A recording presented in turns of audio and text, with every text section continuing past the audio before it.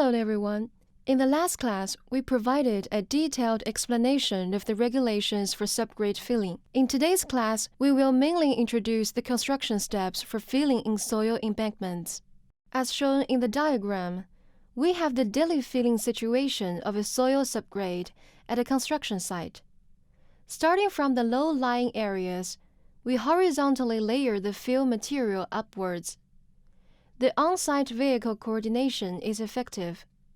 The filling material is evenly distributed in an organized manner, and the construction machinery is appropriately coordinated.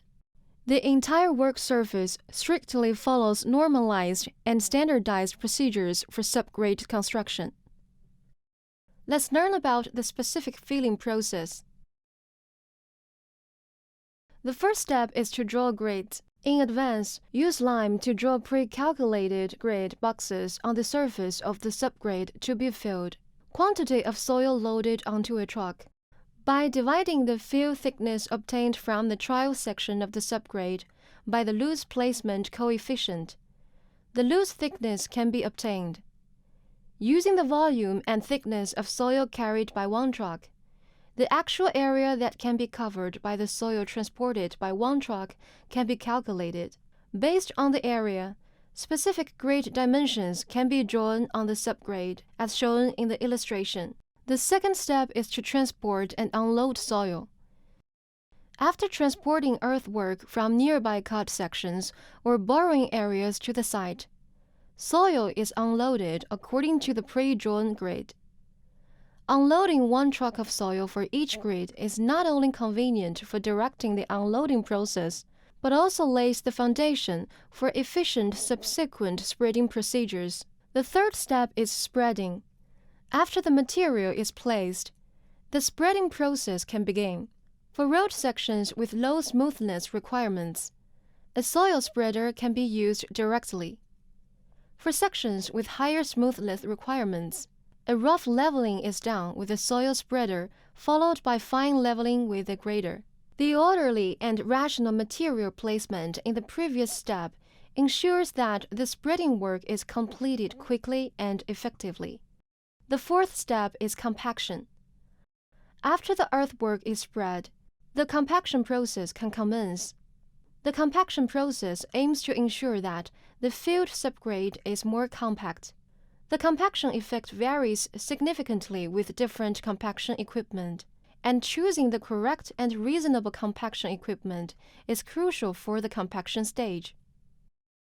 After compaction, the construction phase temporarily concludes, and the next step is the quality inspection phase.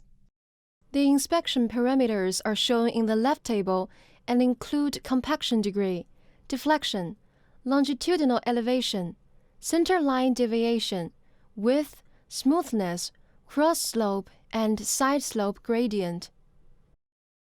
The picture on the right shows a scene of compactness detection on site. For each layer of soil, the compaction degree must be checked.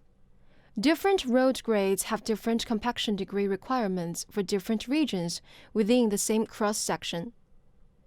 Taking expressways and first-grade roads as examples, the compaction standards for road beds are 96%. Upper embankments are 94%, and lower embankments are 93%.